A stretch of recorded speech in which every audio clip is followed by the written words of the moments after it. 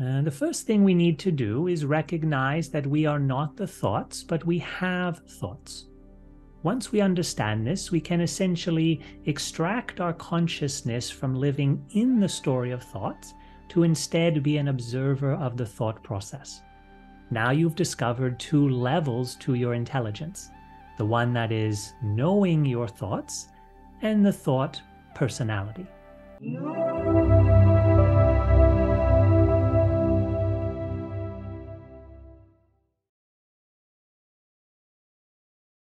I'd like to welcome to the show Lincoln Gergar. How you doing, Lincoln? Hi, Alex. Yeah, I'm doing very well. Thank you for having me on your show. I really appreciate this opportunity. Oh, thank you so much for coming on the show. I am excited to talk to you about your journey and maybe do a little channeling later on of your higher self and answer some deep questions for the audience. So, my Right. first question to you, sir, is what was your life like prior to this insanity that is channeling? I was actually a very quiet kid.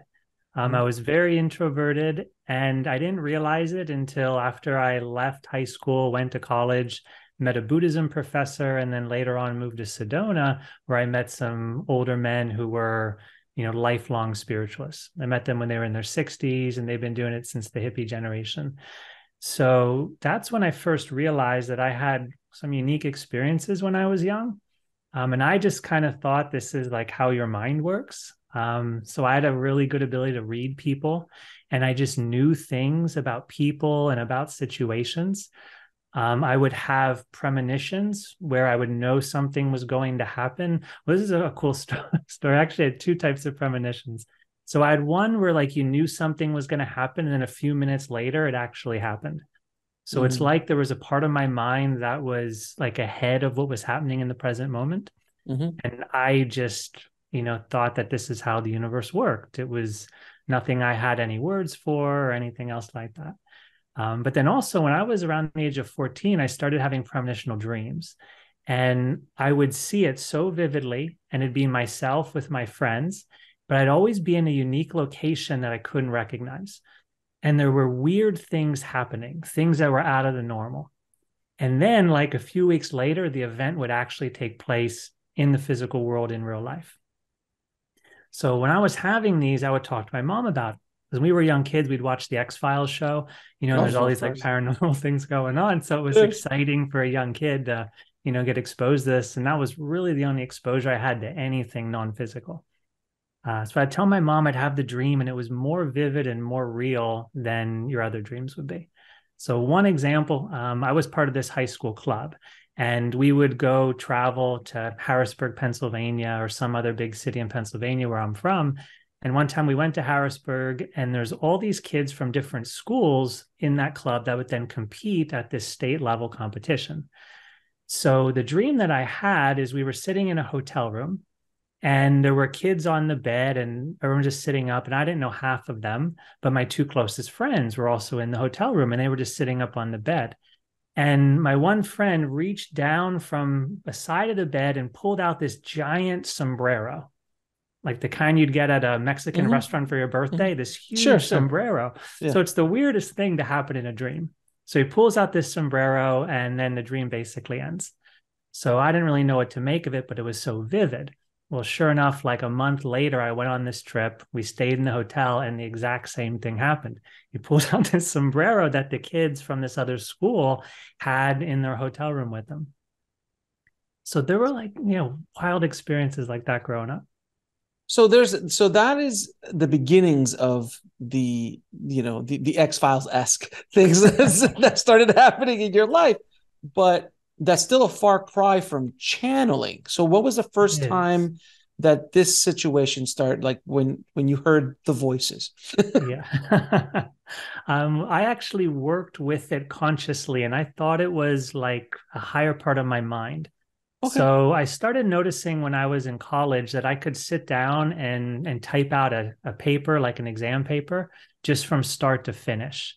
And it would just kind of flow through me. but I just thought like I knew, I I'm knew really this good. Like content I'm and good. I'm good. yeah, yeah, real good. Yeah. I had a little humility, I'm a little more cocky now. But back then it was real curious. I thought my mind just worked really well and I knew the information.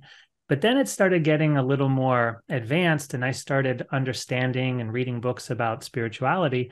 So I'd be taking tests. And when it was a multiple choice test, sometimes I wouldn't know the answer to the question. And I was a pretty good student. So, I know a lot of the answers, but sometimes like there's those ones the teacher throws in that you never studied for. They weren't on any of the notes or any of the books, the textbooks. Mhm. And so I'd get to these stumpers and I would ask my higher self, ask my mind what the answer would be. And I could hear the message. And then also, when I would look at the specific multiple choice question, I could feel this knowing. And so I was training myself in college to feel into intuition, into this higher consciousness that was communicating through me. And to make sure that I was, not deluding myself, because you got to be real careful about that, especially when it comes to non-physical things.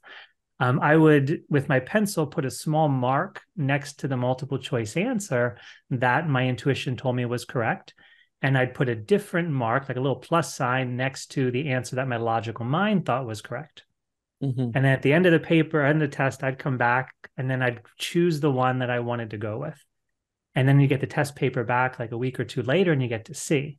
And I made the mark small enough so hopefully the teacher wouldn't catch it and think I was cheating because I really wasn't, except I was using the I universe. mean, kind of using the universe as a cheat sheet, but fair.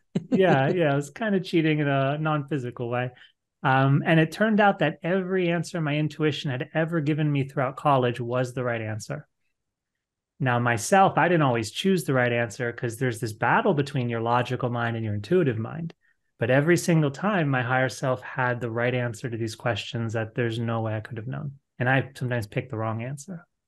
So at this point, it's still very much of a dialogue inside your mind kind of Yeah. thing. It is not, it's something you can wrap your head around a bit, a bit. Yeah. Yeah. I was understanding. I read like Carlos Castaneda. I don't know if you've read Of him. And course, of yeah. course. So it's like mind blowing stuff about other realities. So A lot of I'm this peyote. young kid.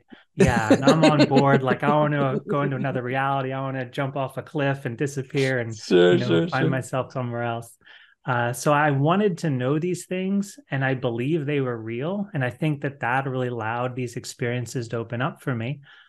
I also was practicing Zen meditation since I was 18. So I'd sit and stare at the blank wall in my bedroom and just work on silencing my mind.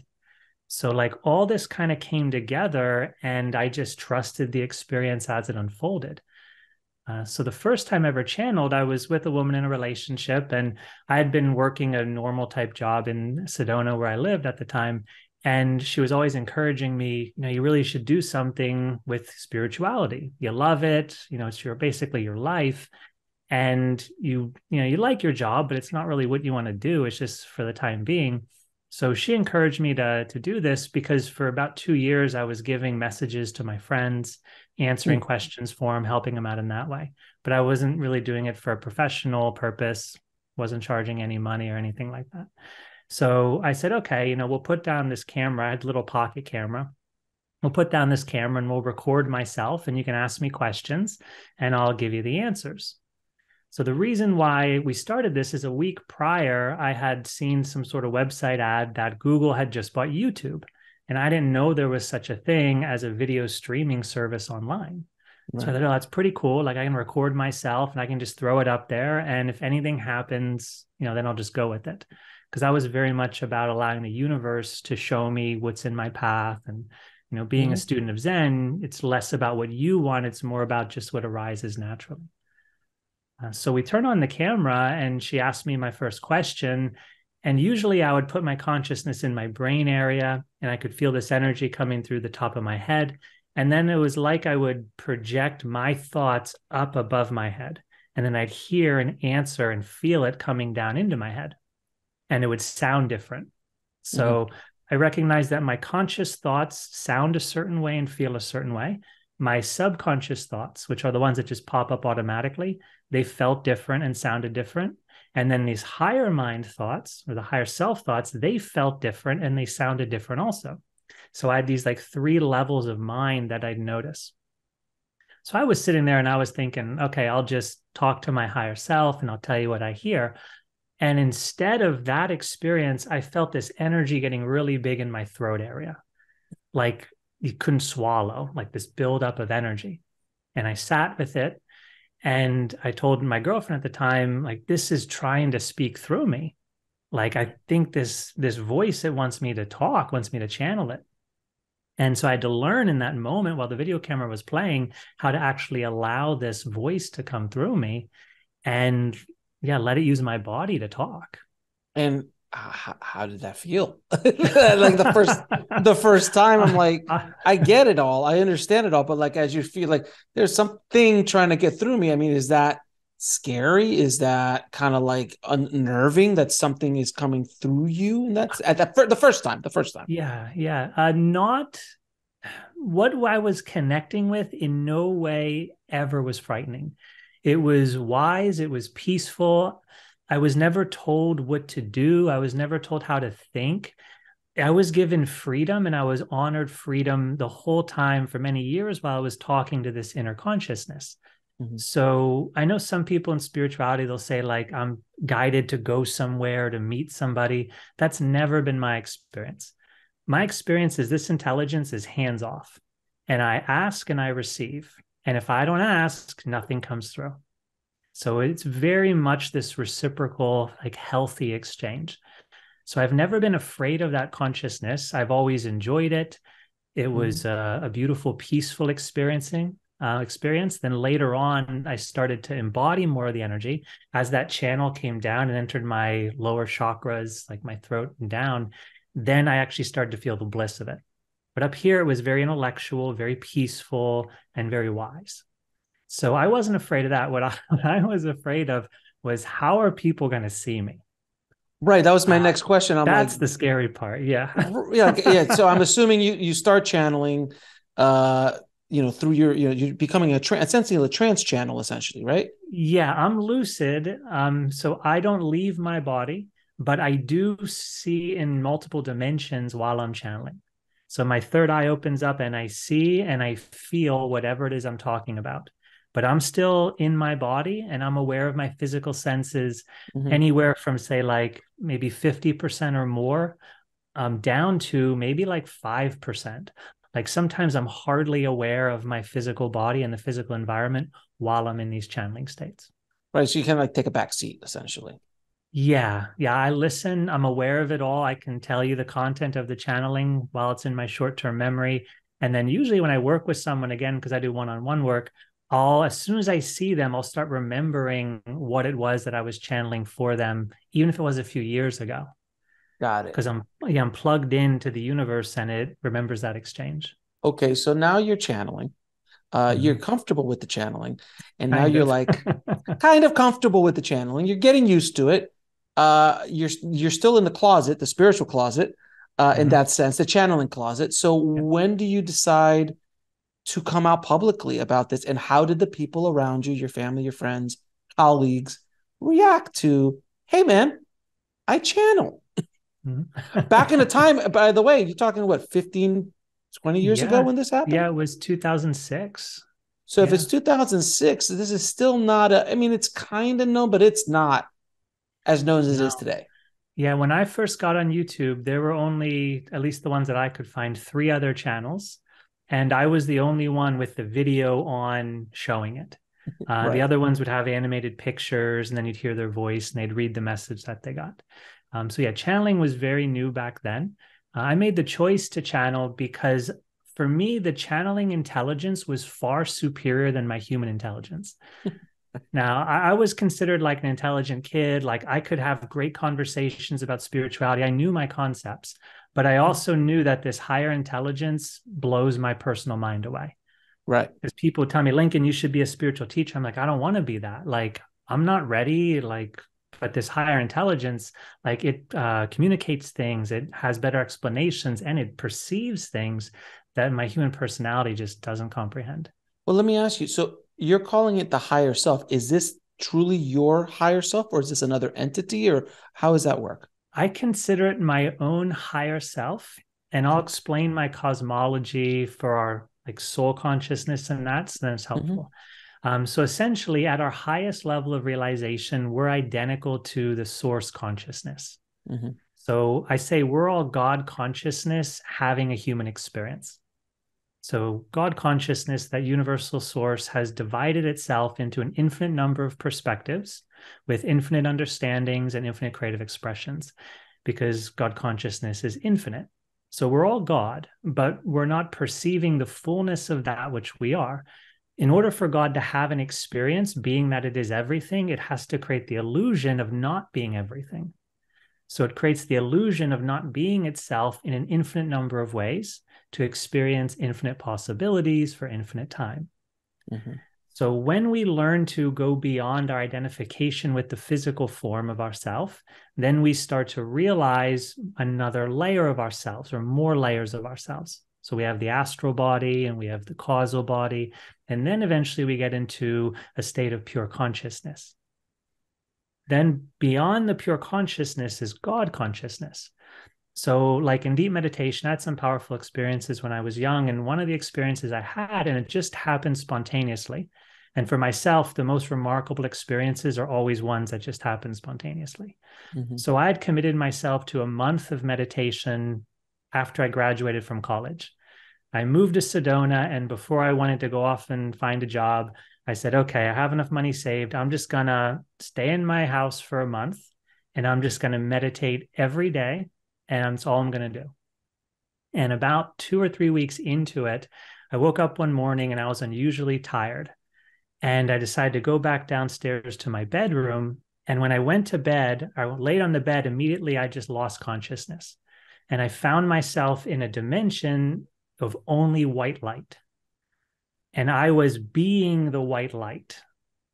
I had no thought process. I had no awareness of myself as even an experience, but I was experiencing it.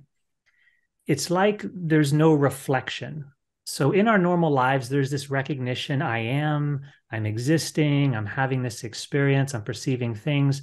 In that meditative state, there's no reflective mind, but you still are having the experience and you're perfectly aware of it. And so everything was just this white light and it was so blissful, so amazing. And I was stayed there for felt like maybe 30 seconds or so. And then my mind had a reflection. It realized I'm having this experience. And it wasn't a thought, it was a knowing. I knew that I existed in this state. I was perceiving it beforehand, but there was no movement. There was like a movement in myself. And as soon as that movement happened, then that white light dimension started fading away. And then I was back in my bedroom and I was lying on my bed and everything was crystal clear in my bedroom. And then I realized my physical eyes are closed because I could feel my eyelids closed. And so I was seeing fully with my mind, seeing this physical reality. And then I opened my eyelids. So that I experience as the self or the deepest state of consciousness where you strip away the world and you strip away Mm-hmm. the human ego and your identity and all that. For me, there's something beyond that, and that's God. Mm-hmm. But in that state of being the soul, that knowing is the higher self's knowing. Got it. So I say, like, between our soul and God consciousness, there's our inner teacher or our guide, but it's actually our most evolved state. And through meditation, we touch it. Sometimes we just have this bliss come through. Like, that's just part of this process. So I was given this experience. I never planned for it. I don't even know how to recreate it. I didn't at the time. And that was about 2 years before I started channeling the higher self. Then as I channeled the higher self, this experience kept happening where I'd be looking at the camera and the whole room would turn white. And I'd be in this bliss energy and everything would be white again. And that's when I started realizing that our higher self exists in this dimension of oneness and bliss and unity. So back to the other question. When you came out of the closet, how did you deal with that Yeah, psychologically? it took. So I was creating YouTube videos for years, and I still wouldn't tell people what I did. So I And stayed were in the you doing it closet professional? long after I came out. Were Yeah. you and when you started, were you doing it professionally? Were you take like? I was doing it professionally. I did it for donation for 17 years. Mhm, So no set fee. You know, I'd work with anybody as long as they were sincere. I think like twice people had like a manipulative energy, and I was like, no, I'm not going to work with you. mhm, But I worked with thousands of people, and it was all donation. And then I got to a point of like, okay, I got to kind of step up my own game because I had my own resistance and my own limiting beliefs about, yeah, money and sure. all of that. But for years, if I'd meet somebody new, like at go see my family, I'd be out in public, I'd say like, I'm a website developer or I'm a real estate photographer, because those are my first jobs.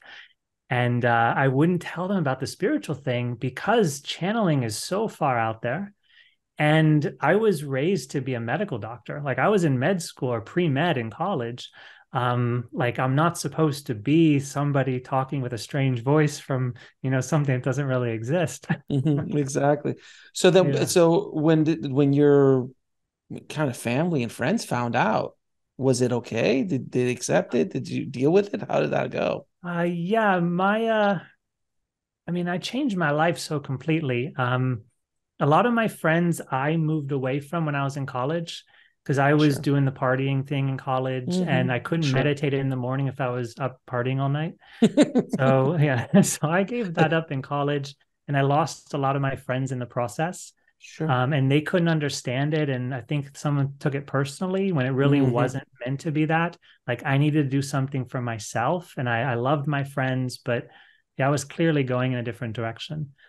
Um, my mom, I actually read Carlos Castaneda and my first Zen book from my mom's bookshelf. It was the day after I graduated high school because I never read any books and I was really bored. And I talked to my mom and she said, why don't you read something? And, I resisted because all the stuff we read in school was very depressing. It Hmm. was horrible stories. I did not like that content at all. And so finally I said, okay, I'll go through your bookshelf. And I chose Carlos Castaneda because it sounded interesting. And so that blew my mind.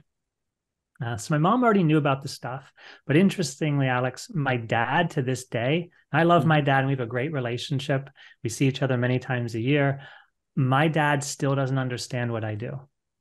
You and me both, brother. Yeah, yeah, You and me. Try to explain podcasting to, a 70-something-year-old yeah. Cuban. Like it's not a No, thing. no, it's another world. Yeah. Yeah. My dad was visiting and just like a few months ago, and he said, he's like, Lincoln, like, why do you speak in this strange voice on your videos? And like I try to explain it to him, but it's just outside of his scope of reality. And I love him Sure. so much. He's an amazing father. I'm blessed to have him, but this is just another world for him. That's that's awesome, man. Mhm. Um, so let me ask you, during all the times you were channeling, is there a moment that your channeling completely shaped somebody else's life or impacted somebody else's life in a drastic way, in positive way? Yeah, I don't always know how things happen. Mm-hmm. Actually, I can give you a story that just happened. When would this be? I was in California at a private retreat in April, I think, April or Mm-hmm. March. And this woman had just begun meditating, and she learned meditation from a friend of mine, and we were teaching at this retreat. He was leading it, and he's a yoga and breath coach, and an amazing person. And then he brought me in to do the channeling. And this woman had just started meditating a few months earlier because a number of years ago, she lost her child. He passed away. And for like 4 years, I believe it was, she was struggling with the loss of her son. And she had never experienced channeling. She just started meditating maybe 4 or 5 months earlier, and she had a private session with me at the retreat. And she noticed some experiences happening in meditation. And she asked me questions. So I was explaining if you look into your third eye, like, yeah, you're going to see the tunnel. She had seen like some lights and things. And I told her what to keep doing because of this, how to awaken that third eye experience, because there's an actual doorway and then you can see into other realities. And so I gave her that coaching and I channeled for her. And when I was channeling for her, that light appeared again in her mind. And it was the first time she ever saw the white light at the end of that violet colored tunnel. So that Mm-hmm. was really profound for her. And she told me afterwards, like I could see it. It was so amazing. But Lincoln, you said the tunnel's supposed to, or the doorway actually is supposed to open up and get bigger, but that didn't happen. The light stayed a far distance away. And I said, that's okay. That's still a really powerful experience. It'll keep evolving. Just trust the process. So then later that day, we had a group meditation, and I was leading the channeling for the group meditation. And my eyes are closed, and I'm channeling, and I hear somebody crying in the audience. There's about, say, 20 participants in the private retreat. And later on, I found out that this woman had been doing the meditation I was guiding through the channeling, and the light appeared again. And she decided just to look into it like I told her and just surrender to the process. And she said that the doorway opened up, and she went through the doorway, and her son was on the other side, along with her other family members. And she got to meet her son. And it was so amazing, and she was so grateful. And then the next day, we did it again, this group meditation again. And I don't really know what her experience was because I didn't have a chance to talk to her because it was the last day and I was busy doing another online class. But she said that she saw God. She met God. And Mm. she went through that experience again. And I don't know what exactly her experience was, but she met God. So it's almost like connecting to a near death experience. Yeah. There's a Kind of. doorway. There's different doorways. So we can hear in our non-physical perception and we can see in our non-physical perception. For me, it was very natural. It's like you have physical eyes and physical ears and, skin with nerves. Well, non-physically, those senses exist. So for me, touch, taste, and smell all equate to the feeling sensation in our energy body. And then Mhm. sight, of course, is like sight and sound is like sound. So we can learn to awaken these non-physical senses through meditation and through different practices we do. And then we just learn to become comfortable doing this. So when you open up your mind's eye, you can perceive into non-physical reality. And if your vibration can get high enough, you perceive in higher dimensions. And you have to take it a pretty strong level. You have to get into a really happy, high feeling in order to then perceive disincarnate souls. Now, sometimes what happens is they also project themselves down closer to us, and that makes it easier. So do you in your abilities, you don't see anything, you don't see people, you're not a medium in that Oh, I sense. can. Oh, yeah, I can see. Yeah, yeah. It took about like it was maybe I'm better with years than time. Maybe it was around 2015 or 16 when I started really being able to see with my mind's eye. But I Mhm. could telepath with sound ever since I was, I don't know, 15 or 16, maybe. Let me Yeah. ask you, why do you think that this is part of your experience in this lifetime? Um, I've just known that this is what I'm here to do. This is the mission. Yeah. When I read Carlos Castaneda, there was a passage in the book and my mind stumbled on it. And it's very rare, like a phrase stops you in a book. And I had to read it again. And I still knew I didn't understand. I didn't get it. And I read it a third time. And when I read it a third time, this energy lit up in the center of my chest. And it was about the size of a flame of a Bic lighter. And it was Mhm. right in the middle of my chest and it turned on. And that was the first time I ever had an experience like this. And that light stayed on my whole life. And it got bigger as I did more of the higher self work.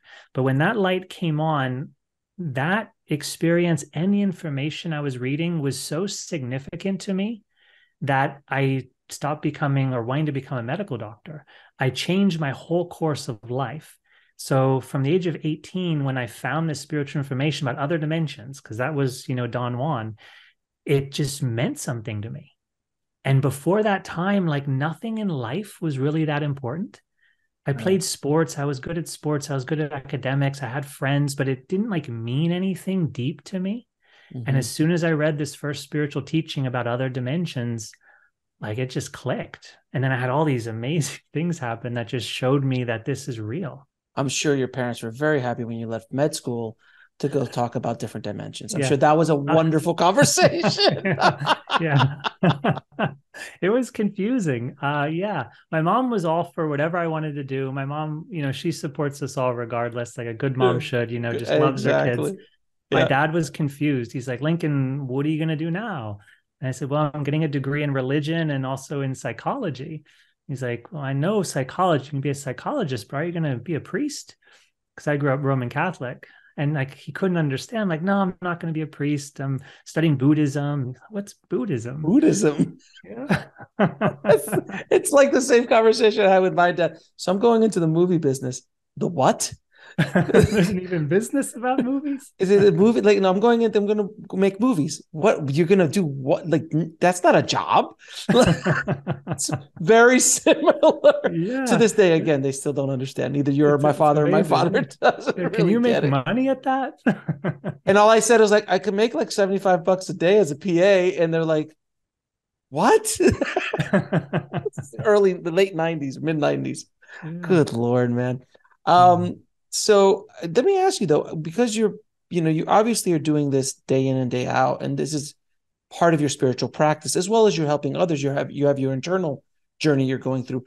How do you balance the non-physical spiritual side of you and just the daily grind, if you will, of being in the physical three-dimensional realm? Yeah. The physical world's always been really easy for me. Hmm. The hardest thing is social interactions. Here's a story. So I was a young kid and I had my first girlfriend and I was like in sixth grade. And I had, you pass notes and like I was friends with this girl and we were all friends. So you're passing notes. Do you like her? And you're going out now. And then Yes. so we were going out for like all morning, and still hadn't had a conversation with her since we were boyfriend and girlfriend, even though I knew Obviously. this girl since kindergarten. We Sure. were grew up together. And so it turns out we're in different classes on the opposite side of the hallway, and we both took our bathroom break at the same time. So she went to the bathroom, and when she was coming back from the bathroom, I had just stepped out of the classroom, a different classroom, and I walked past her. And that was like my first time to have a conversation with this girl that I thought was, so amazing and so beautiful. And I didn't know what to say. And my mind was just absolutely empty and I had no thought and I froze and I didn't know what to say. And I said something about, hi, how are you doing? And then, okay, see you later, and then sure enough, she broke up with me by the end of the day. Don't be so hard on yourself. At sixth grade, Yeah, not many of us could have had it was traumatic. an Like it's, intelligent conversation with a girl you liked. yeah, that So, was tough. oh, it is. It's this whole life journey is Mm, interesting, especially when you're younger. It's very, yeah, very yeah, difficult. it's so confusing and no one ever explained it to me. And I think that's a blessing in disguise because I got to figure it out as I went along. So I learned how to learn about life. And I think some people don't really develop that ability to like think for themselves and put together the pieces and be in uncomfortable situations to challenge yourself. So I think just me having to like carry my own weight in the world really helped me to evolve into, a stand-up person and someone who takes responsibility for their choices and their actions. And yeah, so to go back to your question, I've never had a job like a 9 to 5, except when I was in high school and in college. Mhm. I started my own businesses as soon as I got out of college. Um, I've always had a quiet life, kind of like a monastic life while living in the world. And it's really just recently, since I changed the structure of my channeling business to actually charge people a flat rate, that I actually said, okay, I'm going to like step out into the world more and I'm going to, take it a little more serious and, promote it a bit and do things like that. Well, my friend, I warn you and prepare you for what will happen once this gets out. Oh, no. So I can't make any promises, but I have a good feeling, sir. I have a good feeling. Thank So you. do you mind if we do a little channeling and channel your Yeah, higher self? sure. I got Yeah, I'd some love to. questions for the from the audience and see what happens. Okay. And Yeah, great. what's your process, by the way, so everybody knows? Oh, okay. Yeah. It happens instantly. Mhm. Yeah, I've done thousands of channelings. It just so happens. Yeah. So basically, what I feel, and this started happening in the very beginning, after I learned how to get the consciousness to speak through my throat, it made its way down to my heart area. And so the first thing I experience is this energy center that I call the spiritual heart, which is the deepest doorway in your mental body. So like I explained that meditation or that random meditation I had when I was like 22 years old, where I went to that white light place, that's a doorway through your heart. Mm. So your heart actually has this energy doorway, and that's where your eternal consciousness projects itself into this dreamlike human world. So when I start channeling, I feel my heart open up and I feel this energy start to shine. And then a column of light shoots up, and it's about maybe, I don't know, like as thick as a phone width. It Hmm. shoots up and goes out of my crown. And then my head will kind of jerk back a little bit. And then that's when my mind and these higher energy centers above my head are now connected into my heart. So it's like my soul of my personal Lincoln self is now connected to this higher intelligence of my greater self, my higher self. All right. So that's my experience. And yeah, so while I channel, sometimes people feel the energies. There's this whole alignment that happens because we're all vibrational beings. So for Let's get yourself, into it. Alex, and yeah, anyone in the audience, just enjoy the process. All right, my friend. Thank you. Okay. Year one. Close your eyes. Feel the center of your chest. Be at peace. Relax into yourself. Relax into the feeling of your heart. Feel this quality of energy. Feel it as the power creating you. You are this shining light.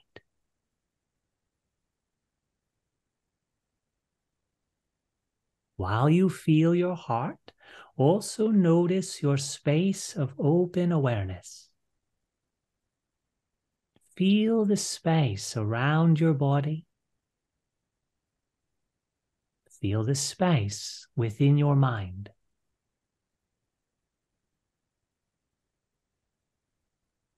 Feel your heart. Feel the space. Allow both to be together. This is you. You are consciousness. You are an open state of empty awareness, shining with creative power. This energy within your heart, it feels like love. It's your love for life. It's the energy creating you. It's God's love for you. The power you create with shines from your center. It's the gift of life. It's the life you give to your thoughts and your feelings, your words and your actions. Feel this sacred energy. Feel your heart shining into the space. You, dear one, are God. You are creating this human experience. And this is the space in which your life appears, the space of your perception. And this is the energy you give to this experience to shape the forms you are creating with. Live as this. Live as your greater self. And now, dear one, now that we've aligned you into your heart, please, you may speak with us. Ask us anything that you wish. We are more than happy to answer. Thank you so much for doing this. How would you describe the relationship between the individual self and the higher self? Well, you could say, dear one, that the higher self has already completed the journey of every lifetime lived. Now, this can be difficult for the human mind to understand because the human mind perceives in finite terms. We have a limited body, we have limited time, we even have limited creative power in this human reality. So the higher self has already lived and is already living right now every single experience throughout all of space and time that your own soul has ever completed. We are your inner teacher. You all have higher selves, each and every one of you. When you, dear one, desire to know yourself in a greater level of awakening, you're essentially moving towards your higher self state. The more you desire to know yourself and honor this inner journey, the more you realize that you have to let go of believing you're the human body, because the human body's a form appearing within yourself, within your consciousness. You start to identify, I'm the consciousness, I'm not the body. I have a body that I create with, but I'm more than the body. You start to expand your perception and you realize you have a greater intelligence than your brain's memories can give you. So along this journey, you keep expanding and expanding and expanding yourself, and you attain more of your higher self within your personal experience. So when this channel, for example, is channeling for you, he leaves behind his human personality. He desires to go to God or go to source consciousness, call it what you may. And during this process, he experiences more of that which he is closer to his source. Now, please understand, the more the channel evolves during his human reality, the more of his higher self he can channel for all of you, and the more he can channel into this lifetime to use it for his human experiences. The higher self, dear one, is everything that you are, from the very beginning of your existence to the very end of your existence. And at that level, you know yourself, of course, to be one with everything. We hope our explanation was clear. It was. Could you provide some insight on how to better communicate with your higher self? That's a very good question. The first thing we need to do is recognize that we are not the thoughts, but we have thoughts. Once we understand this, we can essentially extract our consciousness from living in the story of thoughts to instead be an observer of the thought process. Now you've discovered two levels to your intelligence: the one that is knowing your thoughts and the thought personality. So once you can discern the difference between who you are as personal consciousness and what your personality is as a memory-based creation, then you can open yourself up to connect with other forms of intelligence that can also provide their qualities of information. So you learn how to disconnect your consciousness from being the personality, find yourself as a greater state of awareness, and then, dear one, you desire to know God or know your higher self. You want to understand that it's a greater part of you. There are infinite beings in creation, and you most certainly can connect to other beings. There's lots of beings in every different dimension. But if you want to connect to your higher self, you really must understand that you are God, that you are this perfect eternal experience. You may not be able to comprehend what these words mean, but you have to be open to this reality. Being open to the possibility, combined with having the desire, will carry your consciousness into a direct connection with this universal intelligence, with this higher self state. So first, dear ones, quiet your mind by realizing you're not the thoughts, you're a separate consciousness from the personality. And then from that place of deeper consciousness, desire to go to source.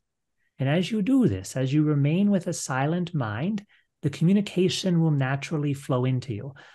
Because you see, what will happen, dear ones, is as you're staying with a silent mind, you're still going to have random thoughts appearing. But your mind wants to learn. Your mind wants to create happiness. That's what it's designed to do. So when you're expanded into the universe, your human self is still going to be asking questions and seeking answers. And automatically that human self communicates through you into your higher self state. We often call it the lower mind within the body and brain, communicates into the higher mind. And the consciousness facilitates this process by being aware of both the lower mind and the higher mind at the same time. So what we often notice is we're sitting in meditation, we're feeling our oneness with the all that is, we're feeling our oneness with God, and a thought pops up, a desire pops up, a question pops up out of the body, and we feel it rising up into the brain, and we feel it actually going beyond the brain because we're connected even higher.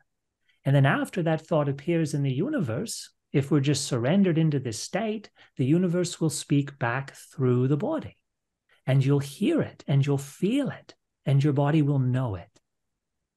So the communication process happens automatically because the human mind wants to learn and grow and awaken. We just have to realize that we are the consciousness, connect into the all that is, and then just allow. Intuition appears, higher communication appears. Our advice is don't try to control it. Controlling it means that you're using your lower human mind understanding, but that's going to limit the higher mind at communicating itself to you. When the lower mind has expectations about how it should appear, it's like having a conversation with a person who believes they already know what you're going to say. And you've all been in conversations like that, where the person you're talking to acts as if they know what you're going to say. And as you watch them, you realize they don't even know what I'm thinking. So the lower mind has beliefs and thinks it has to control these processes, but its understanding is not at a high enough level to understand what the higher self is doing and how the higher self is communicating its knowledge. So just surrender, just relax. You as consciousness maintain that connection, and automatically it's just going to appear as your human self is seeking evolution. How do you think we can best deal with doubt or fear when it comes to your spiritual journey? Well, this is a deeply personal answer because fear is very real. Now, we understand a lot of times people will have these clever ways of saying it, right? Fear does not exist. Fear is only an illusion. But for the human body, fear is a reality. There are certain things in this human world that mean death for the physical body. And we're not just talking about physical injury. Even emotional death will cause intense emotional suffering, even emotional fear will cause us intense emotional suffering that weakens the energy body and can manifest physical diseases that thus threaten the body's survival. And so emotional experiences like heartache, losing someone you love, that can lead to physical suffering and even physical death. So being afraid of losing someone you love and experiencing that emotional difficulty is interpreted as something harmful to the physical body. So fear is a reality in this human experience. We say, dear ones, don't just ignore fear. Instead, try to understand it. For those of you who are new to our teachings, that's essentially what we deliver. And that's what your inner teacher has for you. The purpose of the higher self is to help you understand your experience of reality. It's not here to tell you the right answers, although the channel, of course, jokes about this, but it's really here to help you understand who you are so you can live the greatest experience that your heart desires. So we want you to look at your fear and unpack it. What are you afraid of? Oftentimes, you'll realize that what you're afraid of is the unknown. You're afraid of things that you've never experienced. You're afraid of things that you don't really understand. You can only imagine. So when you ask us about fear of connecting to your higher self or spiritually enlightening, it's really this, fear of the unknown. So the solution to this is unpack your fear, realize what you're afraid of, and oftentimes it's something that you really can't be afraid of because you can't understand what the unknown future will be. The next step, dear ones, is observe in the present moment what you are connecting with. If you're connecting in your heart and you're connecting to the source of life as best you understand it, then you're connecting into a great power. You're connecting into that which is creating you. You're connecting into that which has all knowledge, all energy, all awareness. You're connecting into the all that is. So how can this be a damaging experience? How can connecting to the source that's creating everything, the energy of life within you, how can that be threatening your human body? If you're connecting to the source of life, it would then follow logically that your physical body would receive more life energy and be created for a longer period of time. So thoughts of physical harm, thoughts of physical death, by connecting to source, they're simply irrelevant. Now, as you continue to honor this idea that you're connecting to God, you'll awaken to actual experiences that will make it easier to trust, such as the feeling of love in your heart. You'll realize that God's loving energy shines through you, that it's the power of love creating you and creating all things. And then, dear one, it becomes very easy to trust because the evidence is right there. You're made of love. And when you think of God consciousness, when you think of source, you awaken more love. And the love, it removes doubt and fear and pain and suffering. The love makes everything okay. So the love, the actual tangible experience of love, will eradicate all fear because now you have knowledge, accurate knowledge from personal experience. You know what you're seeking, you know what you're connecting to, and it has revealed itself to you already. Usually people get stuck in fear because, well, they haven't reached this deeper state of tangible connection to their own divine self. They don't feel the love in their heart just yet. That happens because a person is still having strong physical wounding from a human lifetime of psychological difficulty. As we said earlier, learn that this is just the story. It's not who you are. The human body has suffered, but you're the consciousness. Find that state of silent inner awareness. Find that state of peace. When you recognize this, you'll realize, I'm not the story. I have a story. I use a story. The story's real for this human dream, but it's not who I am. Now you can let go of that story, let go of those emotions and those thoughts when they appear, and direct yourself to God consciousness. Certainly enough, you'll start to feel the energy. Now you'll actually understand what you're connecting to, and you can no longer be afraid. So for those of you who are stuck in fear, remember, it's just a story, and it's based from the past, and it's not predicting what the future is going to be. It's not foretelling the future. It's just the past that you're remembering.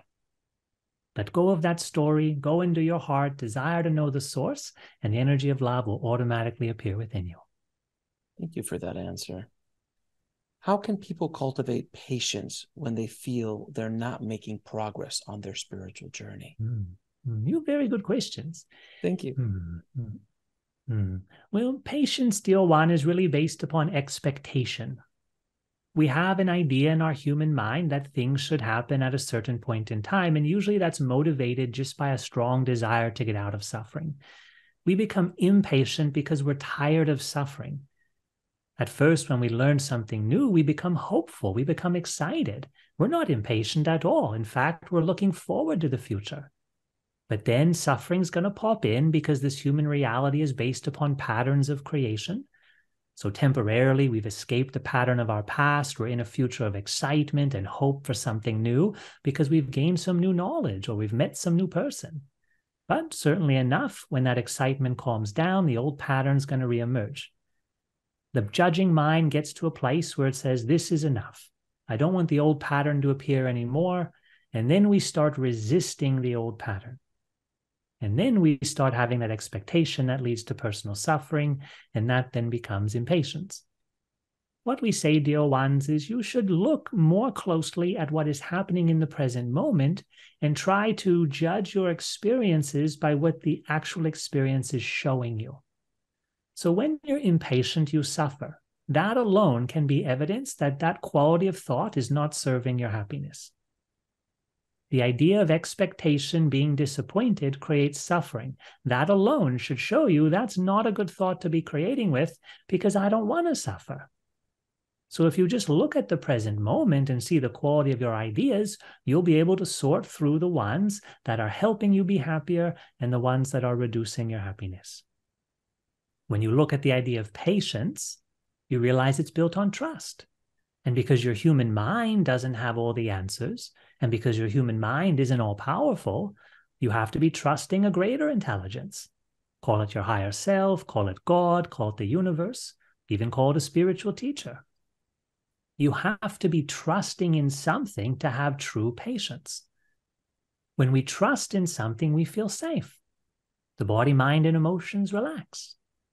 So if we look at these two ideas and realize we can select either one, what has a higher quality of experience? What gives us more happiness? The problem with the human mind is we believe our ideas are true, instead of recognizing they're just interpretations.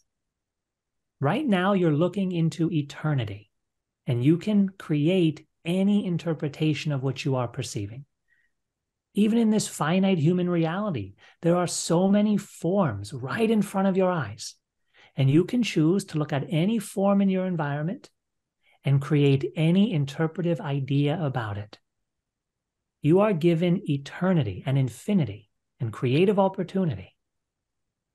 If we learn how to choose the ideas that allow us to feel the way we want to feel, we'll most certainly get rid of impatience.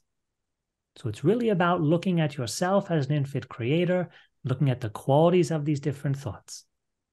And we project onto the future what we believe. It's not true. But what we believe we create with, those are energies going into the universe of form. So we're shaping our future by our beliefs because we're talking them and feeling them, making choices because of them, and acting upon them. Right? So try to have trust in a greater intelligence than yourself. You don't have to have all the answers. In fact, you're designed not to, because part of this human experience is awakening beyond your personal self in this creative journey. As human beings, we have to cooperate with one another in order to survive in this world. The body's greatest desire is survival. The body's second greatest desire is survival of the species. In order for the human body to survive, it has to interact with its environment, including the simple task of hunting and gathering. And so the human experience is based upon the teaching of going from separation to unity, and it appears on every level. When we realize that everything about us requires connection to something greater than us, well, then it follows that we simply have to trust in life. You have to trust if you walk into the forest, you're going to find some food. You have to trust in the people around you. You might be disappointed sometimes, but you're still going to need to trust. And as you awaken to a greater understanding, you learn to trust in the universe. You learn to trust in the intelligence creating everything. Now, the last thing we will say is trusting in the universe is not blind faith or hope. The more you awaken, the more you actually perceive how life is being created. You perceive the laws structuring life. You start to trust in the design of life if you're wanting to create with cause and effect. You start to trust in what is appearing in your experience. And this, of course, is the same as trusting in yourself. So try to build trust, because that's what's lacking when we have impatience. We have an expectation of something bad will happen. We don't trust life will give us what we want. We don't trust we can create what we want. So try to get engaged from this higher state, and you'll find the answers right here in front of you. Can you offer guidance on how we can discern between intuitive guidance from our higher self and personal desires or fears? Well, the two deal one appear in different ways. We like to paint pictures with our words. It helps the human mind to understand. So if you had two friends talking to you, and one friend was happy and the other friend was angry, you would be able to discern the difference, wouldn't you? The sound of their voice is different. The type of words that they choose are different. Their emotions are different. You would also hear them coming from two different locations. Your happy friend on the left, for example, your angry friend on the right. So the way the communication appears reveals to you what it is. Your higher self will be supportive of you. The human ego might condemn you sometimes, right? The ego sometimes learns to get angry at itself, complain about itself, be afraid of itself, doubt itself. Your higher mind never creates in any of these ideas of limitation, because your higher mind knows the truth of who you are. When you connect with your higher self, you will experience peace. That's often the first emotion to arise. And then as you relax into this peace and allow this peace to become you, then will awaken a quality of love. And as the love continues to grow, the more you trust in it, the more you unite with it, the more the love becomes blissful. From peace to love to bliss, that's the quality of emotion. Now, of course, the communication is also meant to help your logical mind navigate your human experiences. So as you listen to this information, you're going to need to test it out. You're going to have to act upon the information you're receiving. That's the only way to validate the information. This again develops trust. By trusting the information, you will realize the accuracy of the information you're receiving. Now, of course, to communicate effectively, you have to learn to listen. It's like the example with your two friends standing next to you. If you're not paying attention to them and you're listening to your own thoughts or just talking with your own voice, you're not going to understand the qualities of your friend's communication. You have to practice quieting down your own thoughts, relaxing into the state of awareness so that you can more accurately perceive these higher self qualities. Now, the beautiful part of the higher self is it's standing within you and above you. So you'll feel your spiritual heart open, and you'll also feel your brain open. You'll feel more electrical energy building in your brain area, and you'll feel the top of your brain, the crown area, expanding as well. And for those of you who have increased sensitivity of non-physical experiences, you will feel energy vibrating at different locations above the top of your head. The more awakened you are, the larger your aura grows, and then you start to integrate the higher chakras above your head, and you'll actually feel them getting active when they are communicating. So the higher self is truly located in the higher half of your human body. The lower self, that's what we call your human memory-based understanding. So the automatic thoughts and the automatic emotional reactions, they appear because of the memories stored in the lower 4 chakras from your heart down. Now also, of course, your brain and your throat, they're in the human body as well, so they're subject to human memory. But really the memories themselves are stored in the lower 4 chakras. And so when you feel energy moving in your belly or your abdomen or even your chest area, and it has a feeling of discomfort or even human excitement, it's going to nearly always be coming from your memory-based understanding. So the lower self begins its feeling in the torso of the body. The higher self is felt above the top of the head. The equality of energy of the higher self is peace and love and bliss, and the lower self communicates in the wide range of human emotions. Now, the last thing to say is we're not supposed to deny the lower chakras. Some spiritual teachings and teachers have said, just ignore the lower chakras. They're only meant to cause you trouble. We say, no, that's not correct. If you're ignoring part of yourself, it means you're dividing yourself off from your full potential. In order to create the greatest experience, you have to embrace your experience, and this includes all of the past experiences that have come with you on this journey.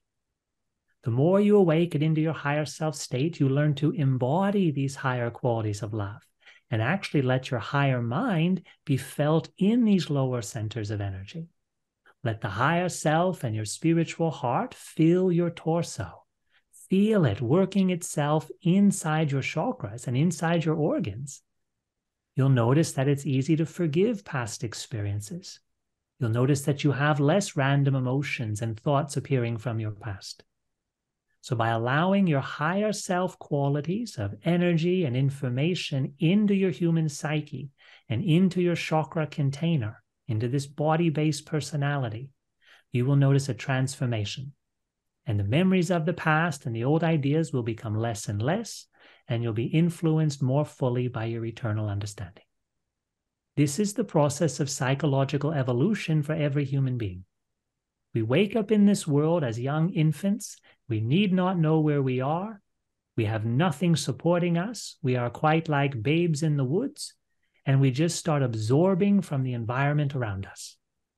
We know nothing, and we start absorbing everything that we're perceiving, and it builds the understanding of who I am, what the world is, and what the relationship between myself and the world is.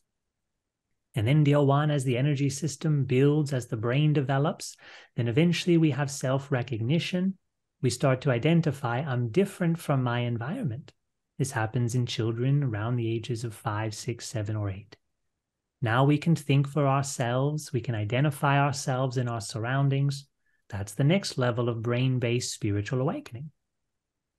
around the age of a teenager, and sometimes it doesn't awaken at all, even in adults, we start to awaken this understanding that I'm completely independent from my body and my personality.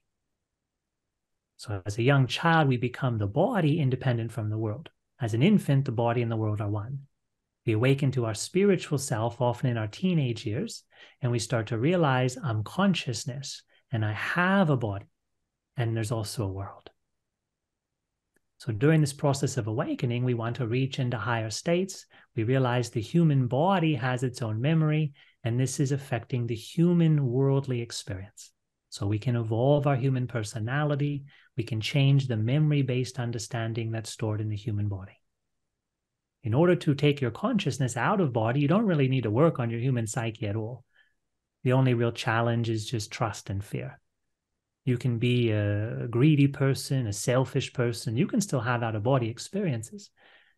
But the energy of your understanding, that's going to limit how far you can travel in an out-of-body experience. So if you want to get to your higher self state or these greater states of your soul that exist in dimensions of love and peace and oneness, you're going to have to work on your personal understanding. And that work is done by healing your body and building healthy relationships with your friends and family and even the strangers in your world. Your physical body is storing your creative understanding. So naturally, you'll evolve what's in you. We know you gave you a lot of information. We hope that was understandable. Very much so. And do you have any parting messages for the audience? Just love life. That's all you're here to do. You deal ones are eternal. Now we realize you're remembering this. You forgot it when you were born and you're awakening to remember it. But in every moment, dear one, you are here simply to shine your heart. You are God. You are God for eternity. And everything that you perceive is God as well. Everything is the infinite self experiencing itself without limitation. If you feel your heart, you'll remember this. And if you express while feeling your heart, your words and your actions and your emotions will have a different quality. You truly are here to love your life. Don't try to escape it by trying to find God in some other dimension. There are other dimensions, and many of them have more happiness than here, but you've chosen to become here. This human reality is what you've decided to give to yourself. So embrace it. Embrace it with your heart. And when you're in your heart's energy, beautiful things happen. Your mind immediately starts building a new understanding. When you're feeling love, you'll think about all the grudges you want to let go of and all the people you want to forgive. And you'll start thinking about all the changes you want to put into your life to make your human life a better experience. Just by being in your heart and awakening this energy of love, all of this creative power shines through you. And your human self becomes inspired to create the life that you've always wanted to live. So feel your heart and love your life and be not afraid. Souls in this world, they're learning how to awaken. We all are on the same ship together. And we will be of great service to ourselves and each other by trusting our hearts and living with love. Everyone has their own journey. We need not control each other's.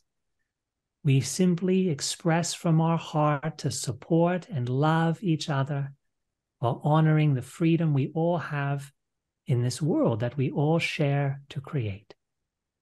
There will always be challenges in this human world. That's okay. Just be your best self. Just love this world as best you can. And we promise you, everything will continue to improve. Now, we thank you, dear one. We thank you, Alex, for allowing us and this channel upon your show. We wish you great things in your life. We're so happy for all the love and all the light that you share with us, that you share with this entire human creation. Thank you for your service. How are you, my friend? Yeah, I'm good. How do you feel energized or do you feel weak? How's it going? Yeah, I feel euphoric. Okay. Yeah, every time when I channel, I feel euphoric. And I feel even like, whoa, it's like when I lift my body, I kind of like feel like I'm going to fall over. Feel like a fuzzy space, like a big fuzzy space.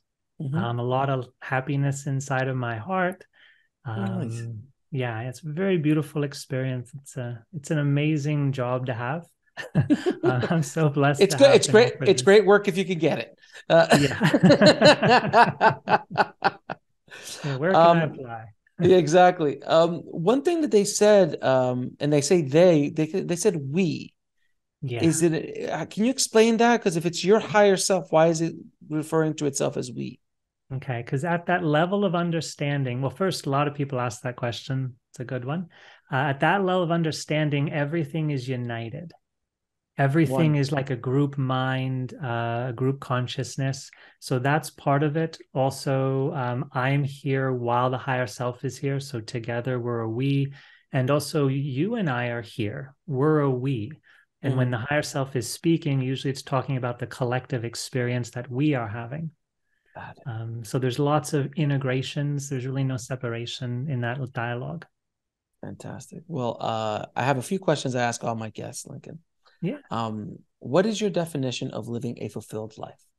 Uh, well, the challenge with being human is that we create our own path. So if someone asks you, what's the purpose of life? It's really what you want to experience because you're the creator of your reality.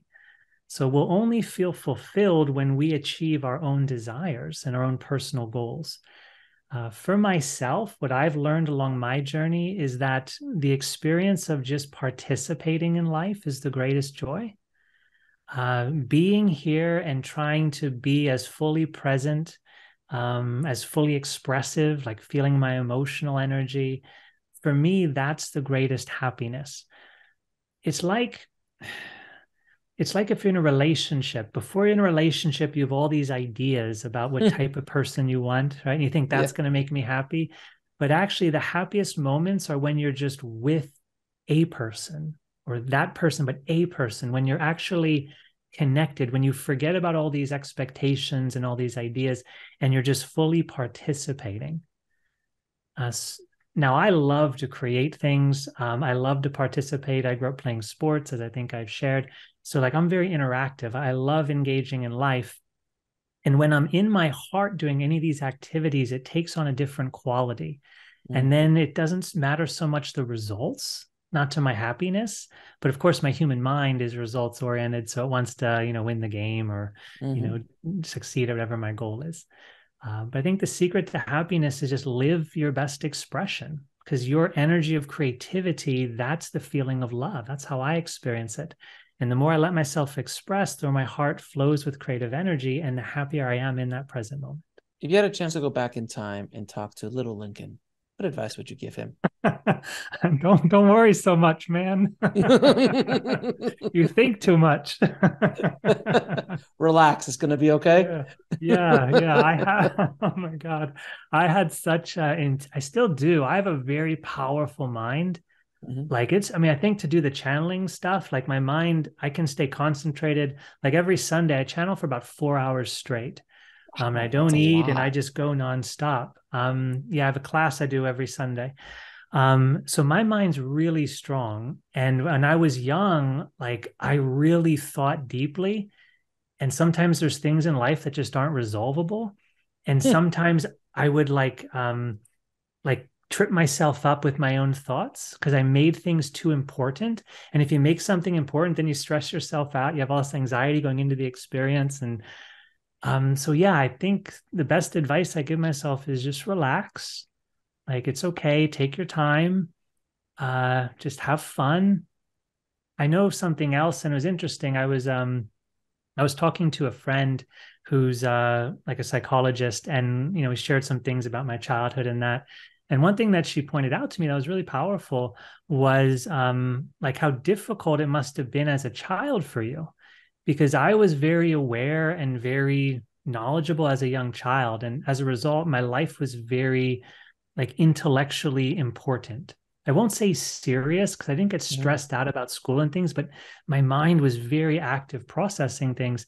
And as a result, I kind of missed out on a lot of like the stupid things that kids do that are Mhm. fun about being a kid. Like I Yeah, always thought like what's going to happen, or I was 10 steps ahead. So I would tell my young self, just relax, like have some more fun, like don't take life so seriously. fair enough. How do you define God? It's you, it's me, it's everything. For me, God is being everything. God is creating everything. God is experiencing itself as everything. And God is also beyond all of its own creation. So for me, it's like God's dreaming the universe. And if we look at our own selves, like our brain creates the dream or our mind creates the dream is a creation of the mind, but the mind is in the dream doing the dreaming. So that's like God to me. And I That's think there's right. a lot of these, like, what are they called? Like as above, so below, these Hmm. holographic expressions in our reality. So we understand God by aspects of our own experience, like the dreaming experience. And finally, what is the ultimate purpose of life? Just to enjoy it. When I remember who I am, I just feel happy. Then you just Hmm. stay there, and life just continues for eternity. And there's always new experiences. And when you remember who you are and what everything is, you just feel happy. And automatically, that love in your heart just wants to express. Your heart just gives, it just wants to give energy. And when your heart's really strong, you don't think about what you can get. You think about what you can get up here, and you feel what you can get in your lower emotions in your belly. But your heart just wants to give. And that's, of course, is the spiritual heart. It's different than like the wounded heart of the emotions, like heartache and that, because that wants to receive as well. But Now, yeah. where can people now find you, find more, find out more about you and the amazing work that you're doing in the world? Okay. Well, thank you for the compliment. So I have a website called channelhigherself.com, and I'm also on YouTube as Channel Higher Self. Um, Everything's there. I have 2,600 videos, I think. I've been doing it for Slacker, almost 20 years. slacker, slacker, slacker. Yeah, can you believe it? When you do it for 20 years, it adds up. All right. Yeah, so I work with people one on one. So you can contact me through my website for that. And then I also have a class, and the class is really unique, I think. So it's a 3 month program, and every 3 months we roll into the next cycle. And every cycle we have a topic. And I'll spend 13 weeks giving you channeled teachings that teach you all about that topic. And I channel it. I don't prepare. I'm given the topic. I don't know what each lesson's going to be. I just go into the flow state. But what happens is the higher self teaches you and it builds you up through these experiences and a culmination. So now you understand fully this topic that we've been working on. Every week we're given a meditation. So it's like 1 week of information or 1 hour of information, a 30-minute meditation, an hour and a half of Q&A with the audience. And if so, people really want to be dedicated to their awakening if they like how I do it, or they want to connect more to their higher self, then this is a great opportunity to do that. And do you have any parting messages for the audience? Two things. One, I'm grateful for this opportunity. Um, yeah, and I'm real happy for everything. I think this was a lot of fun for me. It was great meeting you, Alex, and I hope that Pleasure. your audience, really enjoys it. Hope they can feel the energy. I hope for someone who maybe didn't experience channeling, hopefully their mind was a little blown. I know my mind was blown when I read Don Juan. I was like, oh my God, this is so amazing. So I love blowing people's minds. I love just celebrating life. And yeah, I'm just really grateful. I appreciate you and the work that you're doing to awaken the planet, my friend. Thank you again for coming on the show. Yeah, thank you, Alex. Yeah, have a blessed life. Hopefully, I'll see you soon. See you in person. Thanks for watching. Click on one of the videos below to continue your journey, and don't forget to subscribe.